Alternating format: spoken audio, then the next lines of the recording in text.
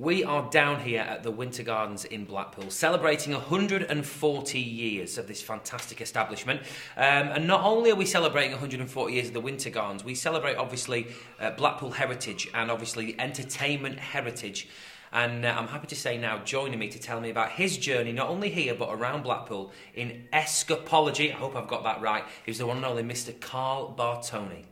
Karl, thank you very much for joining us today on this beautiful day here in the Winter Gardens. Now, first and foremost, am I pronouncing it right? Escapology. Escapologist.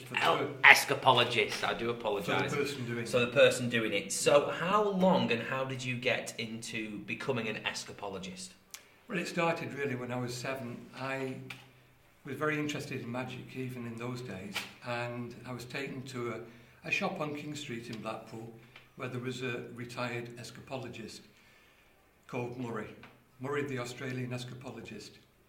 And many people think that he was better than Houdini. Oh, wow. We can't say that for certain, but I know for a fact that he travelled and toured far more than Houdini did. Yeah. And he did things that Houdini never did. So he started teaching me magic, but over the years he sort of pushed me a little bit into escapology. Yeah. Not so much doing it, but how exciting it could be. And in the late 60s, I put together a nice cabaret act, which was magic. And Murray said, what you need to do now is do a publicity stunt to get the name known. Oh, wow. And yeah. And I said, well, what sort of stunt? And he suggested doing an underwater packing crate escape, which is getting out of bonds after you've been sealed in a packing crate, which has been dumped into water. So... So you were just maybe looking for just like a handkerchief to appear out your hand? Something a bit more. And he didn't seem to be at all bothered that I said, well, I can't swim. And he said, well, you don't need to swim. Just get to the top. Just get to the top. So that was actually done. I was working as a ring boy at that time at the Tower Circus. Yeah. And it ended up that the management allowed me to start using the ring after the show, which was submerged. Yeah. And oh, of course, in the circus, of course, yeah.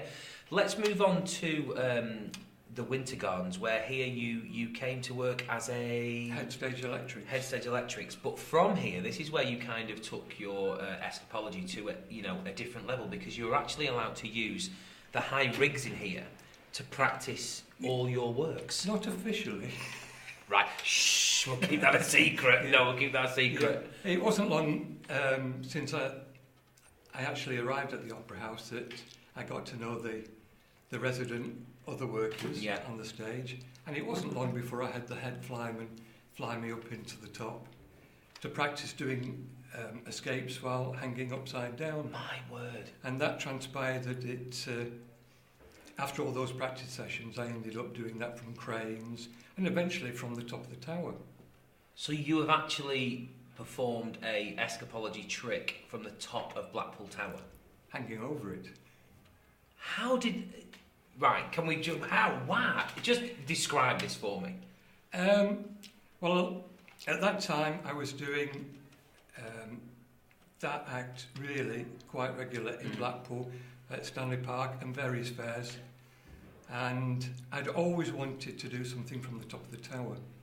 I was no longer... As you do. Yeah. Well, I wasn't the only one. I think every escape artist in the country... Oh, I can imagine. ...wanted to do something. And everyone had always been refused permission. Now, I'd left the Tower Company, or EMI as it was then, but I knew everyone. I knew the tower structure riggers, the managements, and I applied. I could provide the insurance that was required, and the know-how, especially with all the help from the tower riggers. Yeah. So, yes, in a nice sunny day like today, I did 3 escapes, one after the other. One was getting out of a 100-foot of rope, which I had then been wrapped in a blanket with another 100-foot of sash cord tied around me. That was the first escape.